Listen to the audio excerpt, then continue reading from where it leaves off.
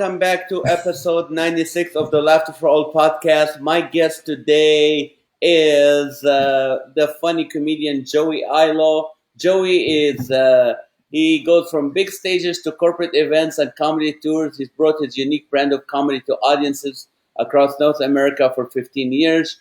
Joey is convinced that comedy brings people together and laughter really heals. When he was told by doctors he needed to find a job without any stress, he turned to what he knows best, making people laugh.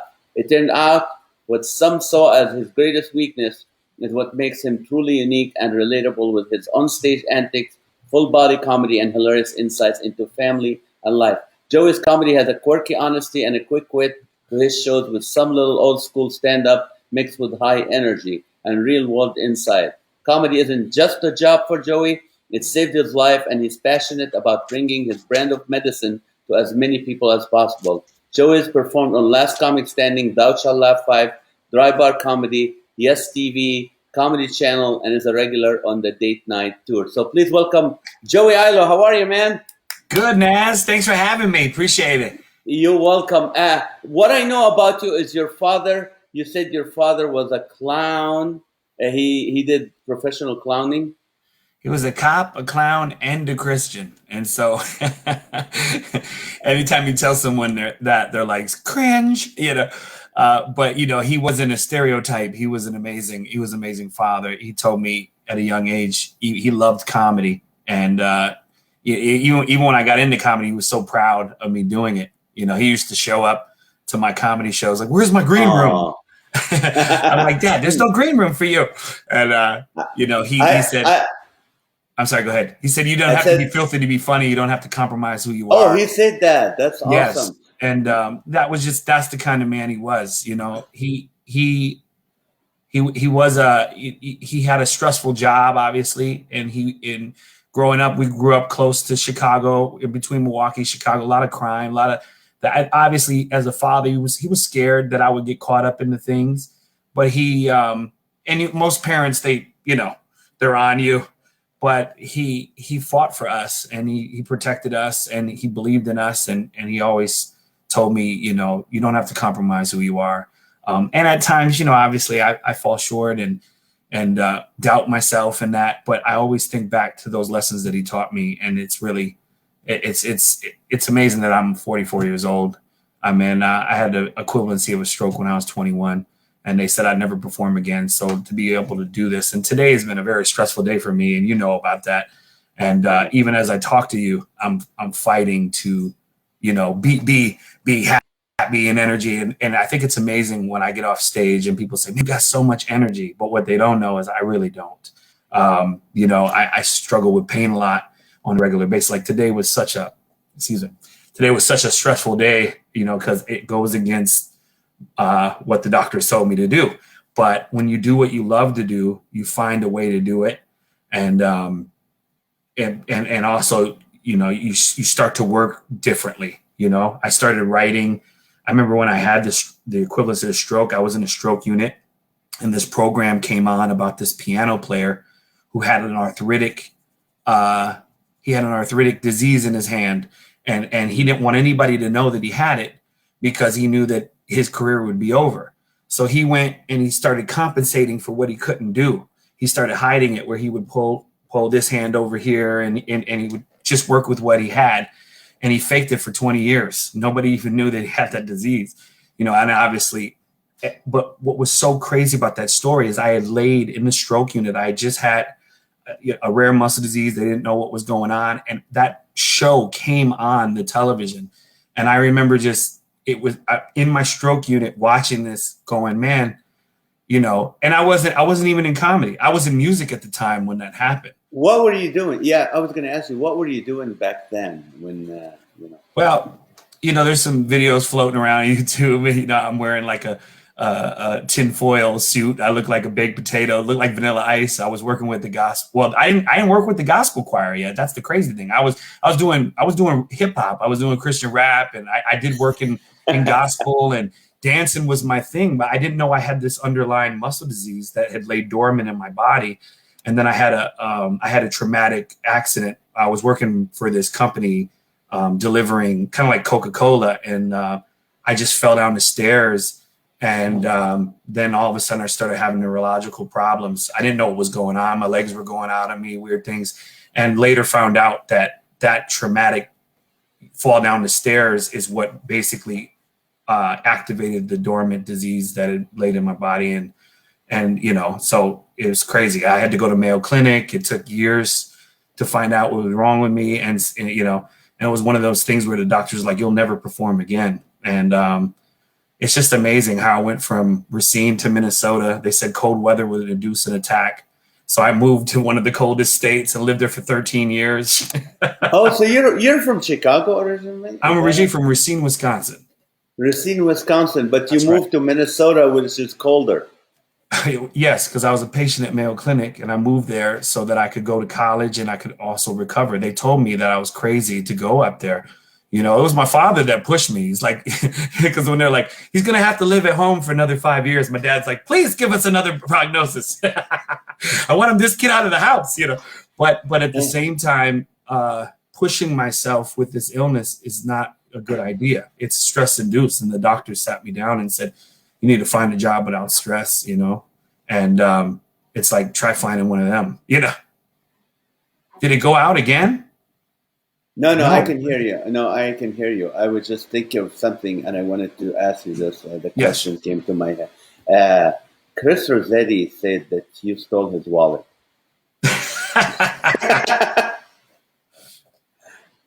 Can we just stop? And of course, it's a joke, but what I want to get to the people while you're saying this is there's so many people who are not comedians, but they have suffering, they have pain, chronic pain. Right. And how can they go through that? Like personally, I have rheumatoid arthritis, which is when I was 19, I could not walk, but the doctor said, you're not going to walk, you have inflammation. And I ran 2 marathons after that. And I still do my shows and stuff. So I want you to really, you're the icon for that. How can you perform? And you do what? How many shows did you do today? I did. Let me see. Well, I did therapy. I got wrapped today because I dislocated my shoulder 2 years ago, 2 days before my dry bar special, and I didn't have time to get an X-ray. And it was one of them things where it's like if I would have said no to dry bar, I would have never had an opportunity for dry bar. So I just wrapped my own arm at the time, jumped on a plane. I was roller skating with my daughter. I fell, and I didn't realize I basically dislocated my elbow, tore the ligaments in my thumb. I thought I fractured my collarbone, and I just found out last week. I finally went into the doctor to get an X-ray because I couldn't take it anymore. After 2 years. After 2 years, and they said I separated my shoulder 2 years ago, and so now they taped me. So that was crazy too because I would perform the show, and then I'd have a sling, and so I'd get on stage. I'm performing the show, doing all this. I come off, and then I put my arm in a sling, and people are like, "Oh, what's wrong with you? Oh, here we go again."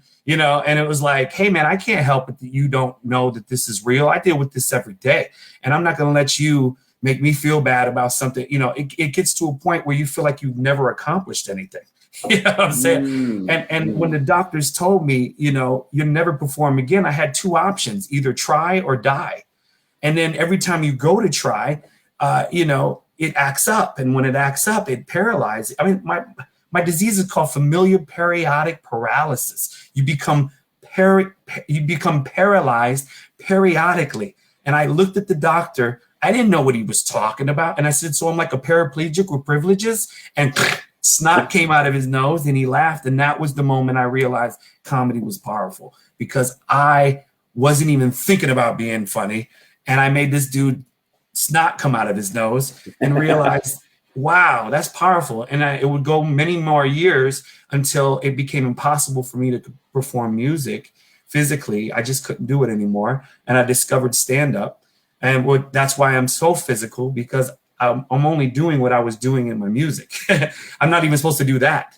But it's less stressful than what I was doing before I got into comedy, if that makes any sense. No, it makes a lot of sense because some people, they have a headache and they go on workers' comp sometimes.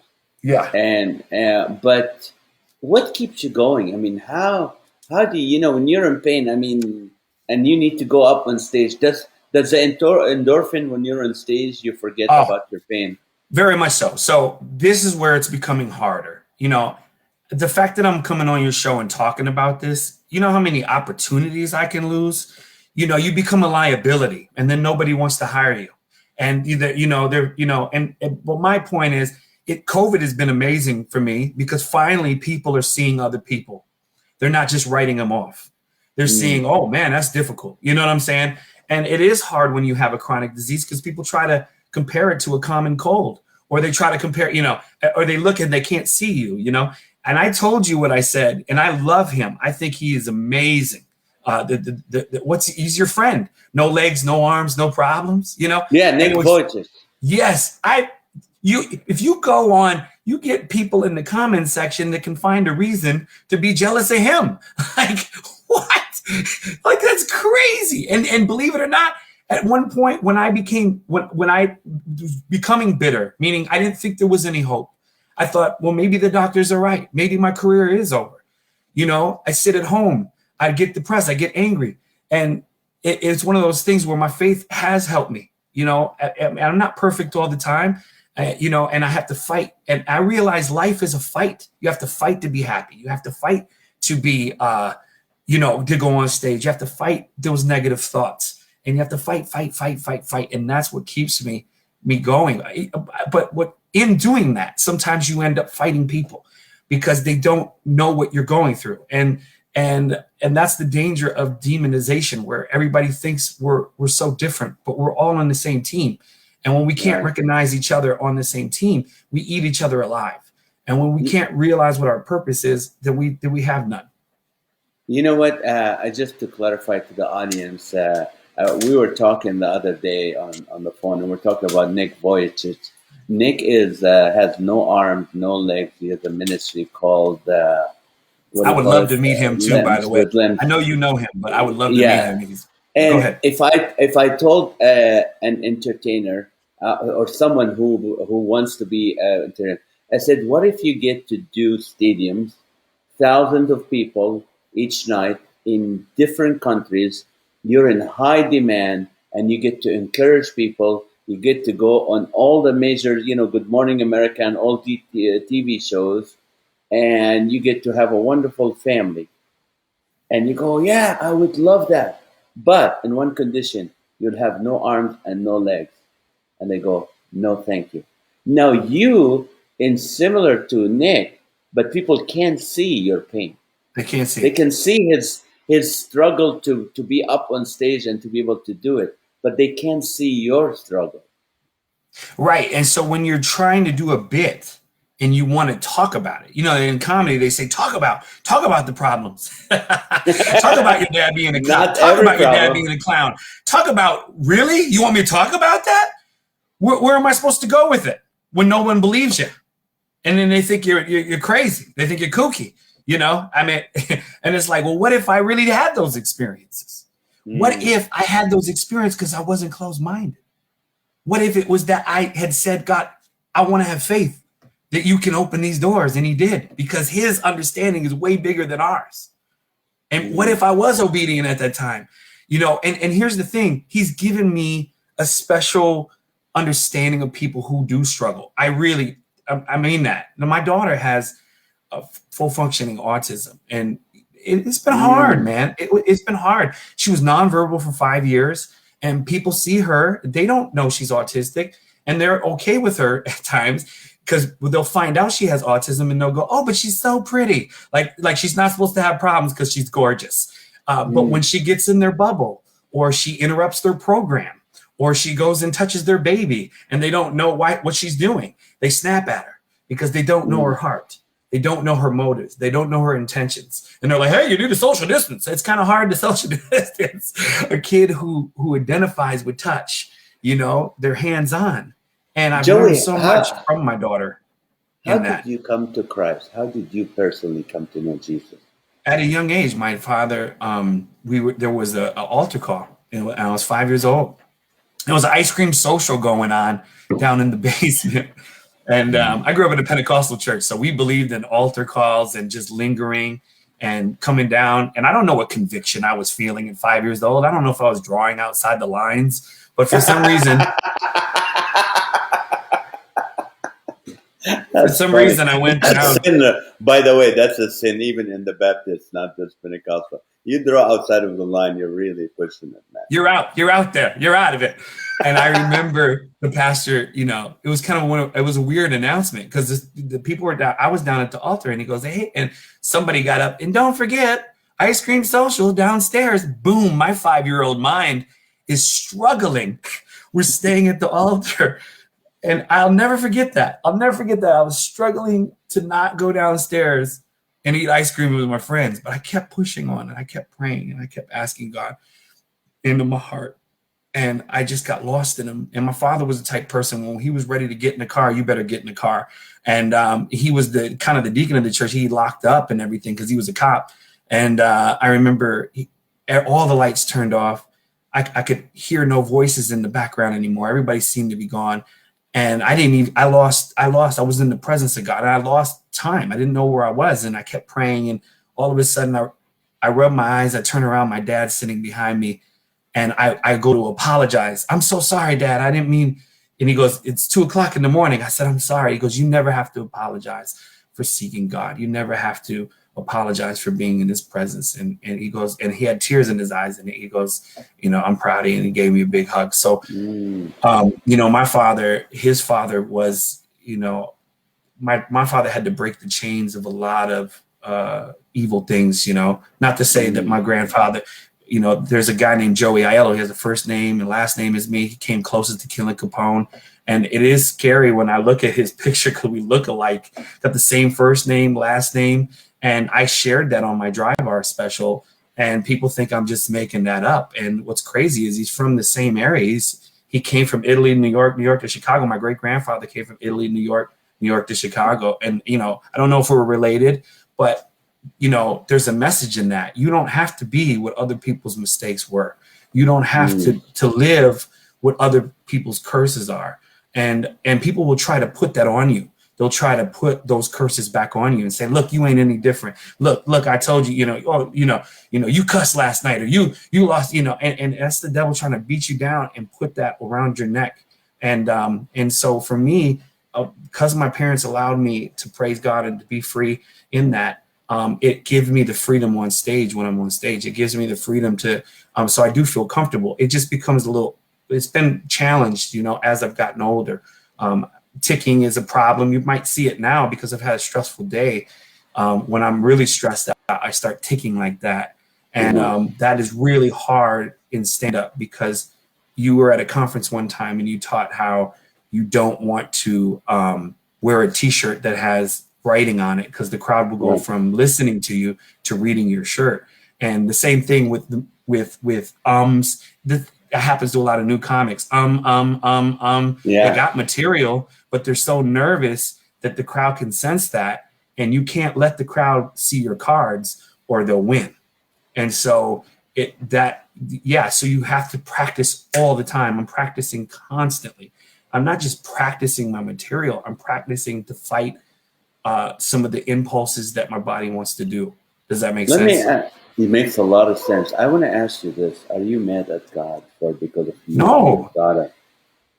Not at all. Not at all. I see, man, here's the crazy thing, man. The whole thing that happened in Afghanistan this week, the images of the people jumping on that plane and getting on there. And, if anything, it's made me feel guilty. Like, man, what am I doing complaining? So I get that side because sometimes I'm like, what am I complaining? We got running water, we got electricity, and these people are hanging on a plane for their life, and they'd rather fall from the sky than So, I'm not on here to talk to you about how hard my life is. I think that some people look at that when you bring it up, like, I'm trying to inspire people to be able to push through the criticism, push through, because if you're going to make a stand, you're going to come up against opposition. And if you've never been uncomfortable, how are you going to, what I'm trying to say? But do you have days where you don't feel like fighting? You're too tired of fighting. What do you do? All the time. How do you all the handle time, that? all the time. And you know, that's a struggle. You know, it can come into your home. It can make people, you know, and if anything, I've been trying to use this time to work on things to control, because it started to seep into anger. You know, it Mm, became a problem where I was having a hard time controlling ticks. So then had a hard time controlling volume, and then it became yelling, and then, you know what I'm saying. And then that spirals out of control, and it becomes abusive. And so every day I'm trying to, and when I studied the guy that I look like and have the same name, the guy is an evil guy. I mean, he came mm, closest to killing Capone. He used to whack people left and right.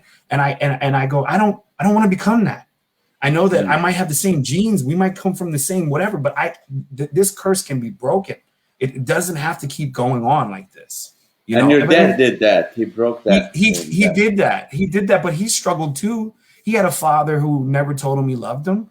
He had all kinds of issues. So, you know, in the sense that, you know, he had a really hard job too. He had to fight feelings, you know, to not judge people, and, you know, but when he retired and later in his life, man, my father, he's just so loving, you know. I can see that the stress in the situation caused him to be like this, because he cared about us so much that he didn't Mm, want us to be harmed. He was trying to keep us protected. And that's why it's so important to respect men and women who are fighting for us and protect. And sometimes we take that for granted and we criticize them. And it's like, hey, man, it could be, you know what I'm trying to say? Like, oh, you don't want security? Okay. You don't want the cops? You want the, you know, and I don't know that you really want that. You know what I'm saying? And so when it's your home, people will be like, oh, you're controlling, or whatever they think you are. And it's like, no, the only thing I'm trying to control is to keep my area safe. You know, mm. keep the atmosphere so that we can grow, so that the plant doesn't get killed, you know?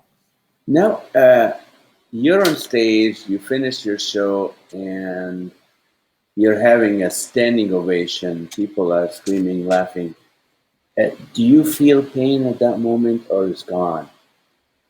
Well, like tonight, for instance, I really felt pain all the way through, to the point where I'll tell you, okay, so because they put this new thing on me, they put this new tape on me, Hey, yeah, and that's like the Olympics now. All these players right have the. now, Yeah. that's for the separated shoulder. Because I have underlying neurological muscle disease, it causes me to have spasms, because my body's not used to this.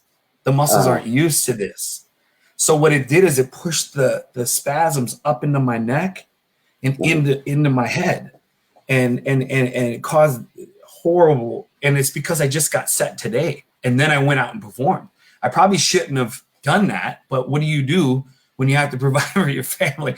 And here's the thing: I won't do it tomorrow. I'm you know, if I have to, I'll just call in sick and be like, whatever. But I try to be consistent in my life too. If I say I'm going to do a contract, I'm going to do it. You know, if I say, you know, I'm going to work as much as I possibly can, you know, because I have a family to provide for. And that's another challenge too. It's like, man, I'm not just looking out for me. I'm looking out for all my two kids, my wife. You know, my in-laws live here. My wife, we brought them here. They live here. They used to live yeah, with tell me me, for your 2 years. wife. Yeah, your wife is from Brazil or where? What She's country from is she? Ecuador. Ecuador. And I Mhm. remember we used to pray together because her paperwork wasn't working, or uh, was that? And then now you have two kids, and her family's here from Ecuador as well. Yeah, and you know, it was difficult. There was a lot going on. There was an earthquake, a 7.9 earthquake that came, and we had their papers in for a long time, and that earthquake hit the city they're from, and my father-in-law got accepted, but my mother-in-law was still there. So my Mm. mother-in-law was still there when the earthquake took place the night before, and Uh, all the buildings around her had collapsed. So my father-in-law comes to the state, but his wife is still back there, because he was going to mm, come first, so we could help him get a job and then she was going to come. She gets stuck there. She finally gets here, and then she would go back on to visit because she missed her home, obviously. yeah. And when the COVID thing broke out, she went in. She went to go to Ecuador, and it was one of the biggest breakouts in Ecuador, and she got stuck over there, and she's not a citizen, so we couldn't get her back into the country, and so she stayed over there, and it was just insane because they were so overwhelmed. The hospitals were so overwhelmed, and also they just didn't have enough people to do away with the bodies, that people were wrapping up their family members and laying them in the streets. So my mother-in-law just stayed in her home over with her mother, who's still alive, and family members there until we could get her home in June.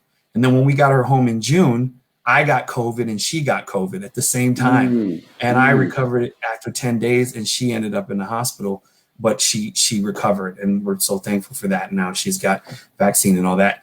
In my situation, I have to be, it's a whole another ballpark. And so, my family is vaccinated, and, but in my situation, I have genetic opposites. It can kill me. So now I have to figure out what I'm going to do as far as medical exemption and things of that nature. It's a very complicated thing. And when I watch on the internet and I see people just demonizing people, you don't know their situation, what works for one person doesn't work for the other. And, I'm not there to question their motives. You know what I'm saying? And I get it that we're all safe, but there's some people what about disabled people who, you can't discriminate against people who have auto deficiency and neurological problems, in their system set up differently than, and so, yeah, I mean, when you're not taking that into a consideration, you're not seeing people, you're not seeing them, you see them, but you're not really truly caring about them, and that hurts my heart.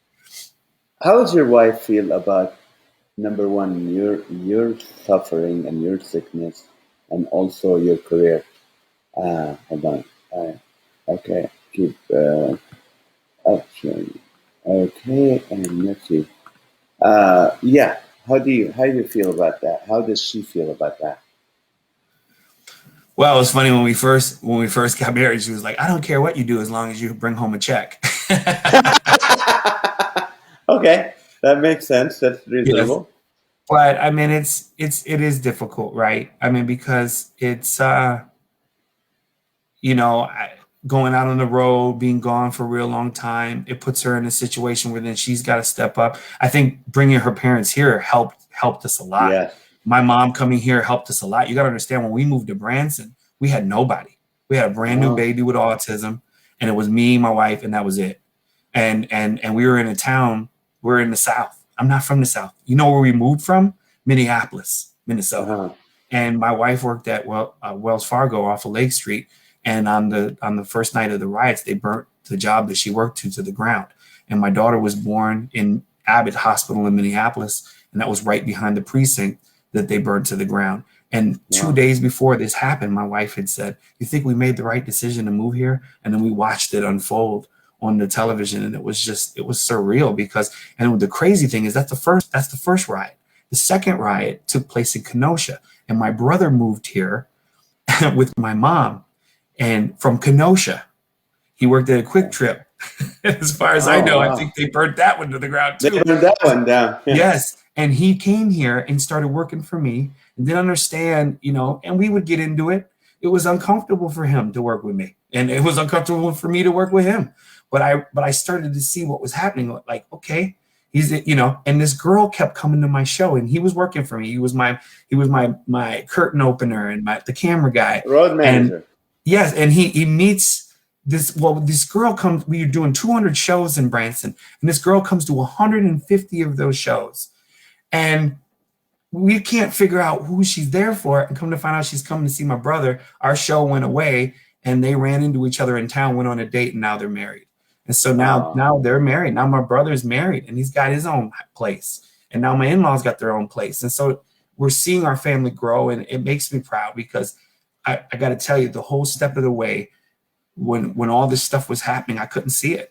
I couldn't see. This didn't feel like home. My wife was miserable. I was miserable. I can't say we were necessarily miserable with each other. It was just kind of like, this isn't home. South America's home for her, but so is up north. North is home for me. I'm not from the South. I'm not from a small town. I was on a radio station in Branson, and they said, "What do you think?" When I first moved here, what do you think of Branson? I said, "Oh, it's great to be here in the South." And the lady goes, what makes you think we're in the South? And I'm like, I don't know. The Confederate flag souvenir shops kind of gave it away. And I can say that. And because I'm not talking about what's just recently happened. I said that 10 years ago, and it doesn't surprise me that they're using, that people are using this to divide people, because it made me feel uncomfortable. And when we're not seeing each other and we're not communicating with each other, then we make our own assumptions of what we think is going on. And that divides us and causes us not to stand together when we're on the same team. What is your comedy about? What bits do you do? What do you work on? What are the bits that you've been performing? I try to be universal, right? Like I'll be real honest with you. Lately, I don't know that I've been able to be myself, right? Like, you've been trying to just not rock the boat. You're trying not to offend anybody. You're trying not to, and that doesn't feel like you're being yourself. But the only reason why I'm talking to you about all of this right now, somebody might be watching, and I really don't care what anybody thinks anymore, is because I can't care anymore. I really can't. I think I've cared too much. I cared not to offend anybody in Branson. I cared not to offend anybody over here and over there, and the atheists and the this and the that. And the sad thing is, I wasn't being who I was. And I wasn't being who I was because they didn't believe it was me. Well, who cares what they think? Because it is me. And I have to get back to that. Every day I have to, and it's just like my illness. I got to fight through the junk of what people think I am, and be content in who I know God has called me to be. And it's a battle every day. It is. And you know what, like the other day, my kids say that these jokes don't work anymore, right, because it's a whole new generation. And I was thinking, I said, you know what, these jokes are funny. I wrote them. And if I don't go on stage and do what I feel is funny to me, I will not have a motivation to go up and do jokes that other people are going to they like. And you're right about this. You can't always worry about, we don't want to be malicious. We're not, we don't want malice. But at the same time, we want to do what we believe is funny to us and our point of view. So. It was really funny. I had a really awesome conversation with my wife this morning in the bathroom. I said we'd like to listen to. She likes to listen to Dave Ramsey, and she's different than me. She's organized. She's got it all together. She's brilliant. She speaks 3 languages. I really admire her. I sometimes she might not think, because of what I do, that I get her, because we're on 2 different wavelengths. Like comedians get accused sometimes of just being like, goofy, and he's weird or whatever. But I really admire her. Like, I never get jealous of her because she's gifted at that. I know I can't do that. You know what I'm saying? So that's what I was always taught to do is, if it isn't me, don't get jealous of other people. Learn from them, and also realize that you ain't them, that they're gifted. And we had a really cool conversation this morning. She had said that I don't know. She was talking about, she's into makeup, and she wanted to create. I said, we're talking about business ideas, because we were talking about that. What if my business is over? What if I'll never go back, to doing what I do? We should start another business. But if we're going to start a business, and she said, I had an idea to start a business, but it was a stupid idea. And I said, no, share it with, what was it? She said something about scales with the makeup scale, creating like a makeup scale. And I don't know that she was prepared for my answer, because I said, well, is there a patent for that? And she goes, she's like, what's a patent? What not that she doesn't know what it is, but maybe it has a different word meaning, right? And I said, well, is it patent, like copyrighted? And she goes, I don't know, I've never checked. I said, well, you should check it. And if it isn't, it's not a stupid idea, because that means no one's thought of it. And so then you need to get the patent. So then when somebody does get the idea, even though you're not the best at it, you own that, and they have to buy it from you. And so what I'm talking about in this conversation is everybody's going where everybody's going. Everybody's, even in business, they want to go where the hot thing is, and they want to copy that, but they don't want to do the hard work. They don't want to stay where it's lonely. They don't want to work in that and work their way out of that. And sometimes what I've learned in comedy, that's, because my disease has been lonely. my whole situation's been lonely. But that's why I enjoy stand-up, because it's lonely. It's just you up there. You don't got nothing. Right. So instead of sitting and being woe is me, I'm actually doing something. I'm making people laugh. Instead of being depressed, I'm giving. So it really is a spiritual thing, because you're giving. You're not just receiving. You're giving.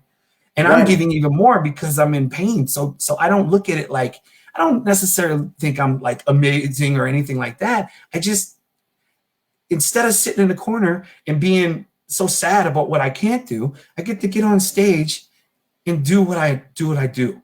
And you know what? I got to tell you this, Joey. I mean, every time you're on stage, it's like a challenge, and you overcome it by finishing the show and being a response. I have a question from Michael Ramirez. He said, do you ever not, and I know the answer is no, but do you ever not accept an assignment because you're uncertain how you'll feel physically or mentally? I mean, the only time that I did that was basically with COVID, but that was because of the fact that that was just the right thing to do. Now, what was crazy was Akintunde. I don't know if you know who he is. Akintunde wanted me to come to North Carolina to do a show, and it was the night before. This is before COVID broke out.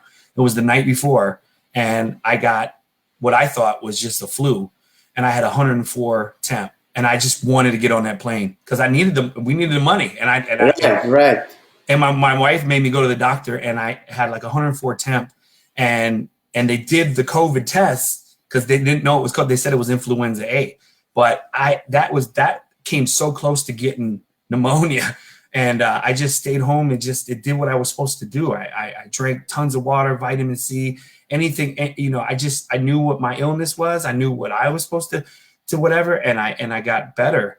And then I went on to the date night tour to Canada and performed 50 straight shows. Now, when I did that, I didn't realize that maybe I did have COVID and I just recovered, but nobody knew what COVID was. So we're on the date night tour, and it's in the middle of February, and it is like minus 30 degrees. And my disease is affected by extreme hots because I've been outside today when I'm not supposed to be. I was doing a pool party emceeing, and you're not supposed to be at 1 and 2 o'clock with my illness. It's just not. But I do it, I mean, if it's not worth it, and I know I can't do it, I'll say no. But I had to do it today, and I felt like I could do it. But I'm on this plane, and I'm with another comedian, and my nose starts bleeding. And I had my nose cauterized 3 times when I was a kid before they knew I had this disease. And now the doctors think it's linked to all my problems, right? So I start bleeding. And one of the reasons why I haven't slept, I'm overstressed, and the air is very dry in Canada, and so it caused me to have a nosebleed. But I've been having nosebleeds, and it was coming out of my mouth, and I felt it coming, so I tilted my head back, and I went to the back of the plane. TSA, the stewardess keeps knocking on the door. Hey, come out, and I am in the bathroom trying to stop this from bleeding. And I can't. I mean, I know this is gross. If whatever, I apologize. But it's spritzing, and I'm trying to stop it. And she's, come on, sir, you got to come out. And I'm like, I'll be right there. And the guy, I had been studying, how can I stop bloody noses quick? Because sometimes I get them. And that's crazy, too, because I've never smoked, never drank, never done drugs. So when you have a bloody nose in today's society, people think you're a cokehead. I've never done coke. Right? So I'm like, what am I going to do? So I had been studying. I'm a big boxing fan, and I was always watching the cut guys. Yeah. I'm like, that looks like Vaseline. So I started thinking maybe Vaseline, because my mom, when I was young, a little kid, she put Crisco up my nose. When I got my nose cauterized, they put 3 feet of gauze, and they try to solder it. But because it's tied to the disease, it never fixed it. It would just come out of other places, and I didn't know it was tied to that. But I decided, because it was so dry, Vaseline is back at my seat. And the comic I'm touring with, maybe he can give me that and I can go back and stop it. So the stewardess doesn't see me bleeding, because she'll call TSA when we land. Yeah. And so, and it's blood. And so I go back to the seat and I got to keep my head back. And I'm looking up at the sky and this guy's a comic. And I'm like, hey, can you hand me my bag? And he goes, get it yourself. And he's joking. He's joking though, because he doesn't know. And I'm like, no, you get it. And, and I'm not trying to make a big deal because everybody around will see. And then they'll notify that I'm acting strange, because it says if you see someone acting strange on a plane, make sure you tell them. And so I'm like, give me, I'm trying not to get mad. And he's just not moving fast. Finally, he just hands me the bag and I go back and I spend another 10 minutes and we're about to land and they're really knocking on the door and they're upset at me. And I come back, I sit in my chair and we're landing and I'm getting weaker because I lost so much blood. Now I can't feel my legs and I don't know if I'm going to be able to get up because I feel so weak, And so I turn to him and go, hey man, I don't think I have the strength to get my bag down. Can you get my bag? And he goes, get your own bag. I'm like, listen to me. Okay. And I'm trying to whisper to him, just get the bag and get up to the thing and get me a wheelchair. And go, oh, you need a wheelchair? Yes, I need a wheelchair. Okay, just get it for me. Okay, but just go ahead of me, and act like grandma's coming off the plane. And I'll walk up slowly. And so he's like, okay. So he thinks you're playing, so he gets something. He does. He thinks I'm joking. And a stewardess comes. I had blood on my hand. I didn't wash it all off, and I didn't know that. And the person next to me had pushed their button, and could see it on my hand because I had my hand here. Somebody reported me. The stewardess are coming up now. Is everything okay here, sir? I'm like, oh yeah, everything's fine. I don't want to lie to nobody, but I have a show that night in Buffalo, and I don't want to get pulled off this plane. And when and I know what to do. It's just stress. I need sleep, and sorry, I'm trying to think. My head's killing me. So we're trying to get it. So anyway, so we do get off the plane. He does what I tell him to do. I don't see him. I don't have my bags. I'm just walking slowly because I got to get that blood pumping in me again. And I'm walking up the thing, and there's the TSA person at the top of the deal. And I'm thinking, they're going to call the ambulance. They're going to make me go to the hospital. I'm not going to be allowed to board the plane. I'll get kicked off this tour. And when we get to the stewardess steps up and goes, hey, is everything all right? And I said, yeah, I'm just tired. I have a neurological thing. And and she goes, yeah, let me give you a food voucher. And she gives me and my partner a food voucher. And that's really what I needed. I needed to eat and I needed to be taken to a hotel and rest. And they put me in the deal. And my friend, he went and got me food, or the comedian, and he comes back and he's wheeling me to the baggage claim. And he goes, bro, why are you going through this, man? Why don't you just retire? And I turn to him and I go, hey, I'm sorry. You're just seeing this for the first time. I've been dealing with this for 20 years. So make sure you bring it tonight because I will be ready. And it sounds like I'm angry, but I wasn't angry. I'm motivated to not fight people. Sometimes I fight people, but they think they just don't understand my situation, right? So I get on that stage that night, and that what you said happened. It was a standing ovation, and he didn't do so well. And I felt bad for him because he doesn't understand what we're not fighting each other, Right. And not everybody's cut out to do the same things. Everybody wants to be the headliner and everybody wants to be, they don't understand. I started in the stroke unit and I didn't promote myself. God did. He opened every door along the way. Every time man tried to shut a door or put me down or whatever, it brought me to a where, I had to rely on him and say, okay, I need you to open these doors because do it. And so I'm back in that position again today. I think we all are. And it's one of them things where we have to be grateful for what we do have. And we have to see other people where they're at and not just blow people off, not demonize, not write people off.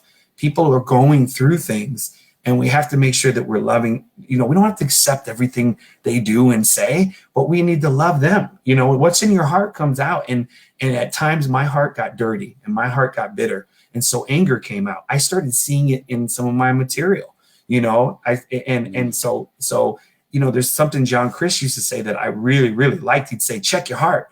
I love that. The ability to check your heart. There's no way that we're perfect. It is not that we make mistakes. We make mistakes. It's going to happen. You're going to see my slip show. You're seeing it right now. I mean, I'm having a hard time holding this together, but sometimes you got to break away from the business and be real. And sometimes when you're real with people and you really let people know, it opens doors that you can't force open.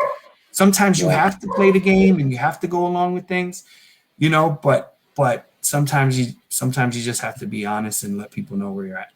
And I have, before we're getting close to the closing, I need to ask 2 questions, but I want to say something to those who are listening or going to listen. And yes, my wife is amazing. Joey, she is beautiful. No, Sorry, go ahead. Joey is one of the hardest working guys. He haven't missed a show because of his challenges. So some people think, can we book him? Yes, you can. How can people get a hold of you to book him? I don't have an agent anymore. I don't know that most of us do anymore. And so you can message me. You can message me, and where they can do that? Where they on my Facebook, on Messenger. Send me a private message. I mean, the thing is, if I feel, that's another thing. I take shows that speak to me. You know what I'm saying? Like, my successes always happen with relationships. I go back to the same places 7 times. You know what I'm saying? And I think that's because then I don't have to worry about getting ripped off. I know the people appreciate me and I appreciate them. And so, let me know what you're doing and see if we can't make it work. So what's your Facebook or Instagram? Oh man, Instagram.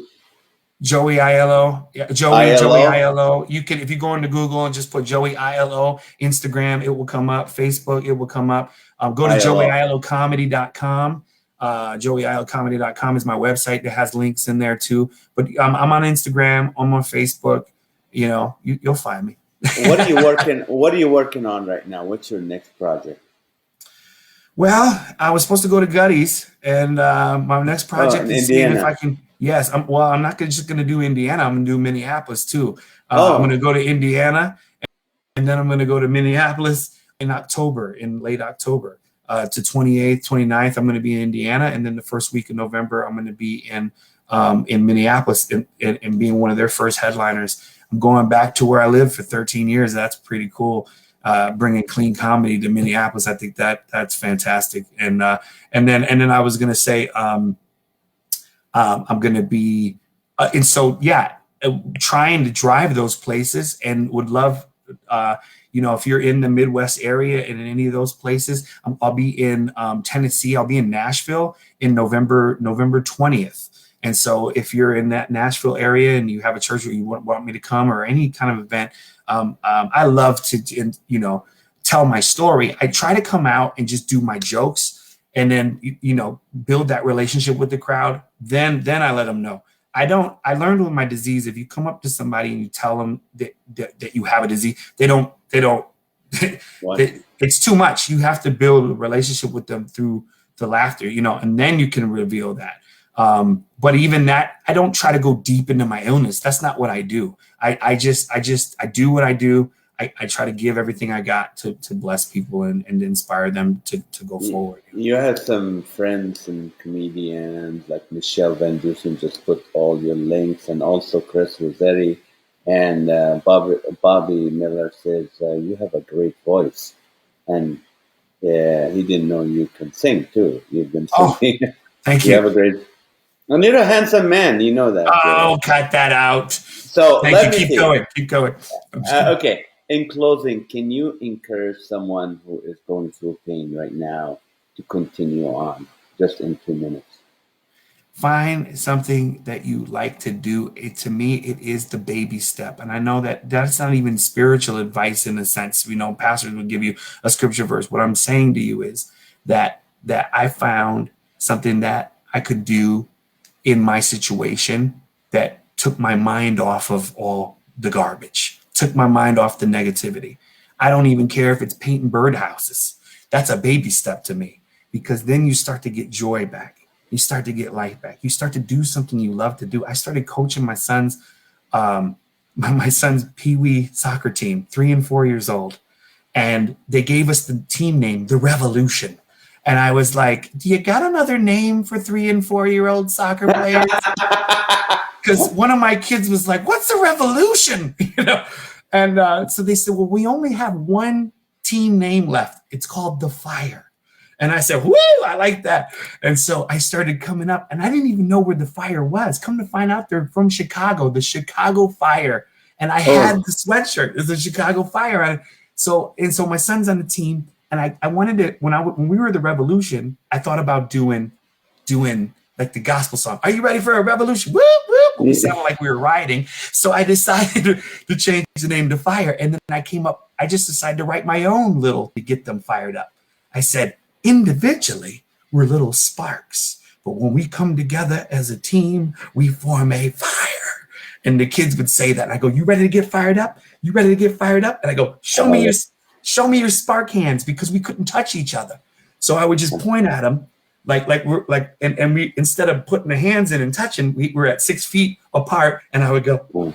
So we do 3 games. We go to get our photos taken. I only showed them that one time. I remember the kids, when they got on the team, they were shy. They didn't know me, stranger danger. Even my son was running over to the other teams and wanted to be coached by them. And so I knew I needed to connect with him and in team. And I showed him that one time, and we go to get our photos done. And the guy taking the photos, he's just running through, put your hands to the side, click, next. And so we get up and we line up, and all my kids go. and the guy yells at him and goes, hey, put those hands to the side. And it's like they were yelling, like he was yelling at my kid. And it just came out of me. I'm like, hey, how are we supposed to get fired up if we can't do the flame hands? And the guy goes, put your flaming hands down. Okay, I'm sorry. And I put my hands to the side, and I look like a robot. And we paid $30 for these robot hands to the side pictures. And then what I didn't realize was that all the parents, I want to show you something. Hold on a second. Okay. I love it. I don't want you to see it. They put together, you can't see the faces because I don't want you to see the faces. But you see from afar, we're going like this. The parents had taken pictures of us taking this picture of doing that. And they put together a collage that said, go Team Fire. And it said, thank you, Coach, for getting us fired up. And I thought I was going to have an impact on them kids. And they had an impact on me during a pandemic. During the field, and I've had everybody call me, how are you doing? Well, I was doing this, and this brought me, a volunteering. There wasn't any paid gig. There's no money here. But man, the relationship and spending time with my son, and just sometimes you got to do that. Sometimes, it's not even just about reset. Sometimes you just got to find, you're so busy. And so use this time to get ready. So when you are on stage, you'll be powerful. And so I'm always backstage drinking water and vitamin C's or whatever I need to do. And when that light comes on, boom, because I want to give that energy. I want to say thank you. Thank you to God that he's given me the strength to do it, because it's really not me. And I've always wanted to share with people who think it's me. And at times, if it was me, I do apologize. But I want you to know that I just want to give 100% to encourage people. I really do care. And if anybody needs it nowadays, don't give up. Keep fighting. Fight for what's right and your family, things that are important, and just don't give in. Amen. I love you, man. Thank you so much. What an encouragement to a lot of people. And these podcasts will last for years and years and years, and people can hear it. And I know it will encourage them. Thank you. Praying for you and your family and your daughter and your son, and I pray that you get so busy. Just God will give you the healing and the strength to be able to do that. I love you, man. Love you, buddy. Thanks for having me. Oh, anytime. Thank you so much, Joey. All right, people. And if you're in a key, what do you call it? A gatekeeper, someone who books events, someone who's does nonprofit galas and all that. Or clubs or theaters. Branson, Missouri is a big place, big theaters, and Joey's been performing there. He's part of the tour in in Canada, which is a marriage tour. So bring him to a church, bring him to an event. You really will be uh, really happy that you're there. It is an encouragement. And also, I want to encourage you to, in about 40 minutes, join us for the Live with Naz on Facebook here, Comedian Nazareth, and you'll be able to laugh with us and be funny with us, and we'll encourage you. All right? Love you guys. Thank you so much for watching this episode of the Laughter for All podcast, and hope to see you next time. Love you and thank you.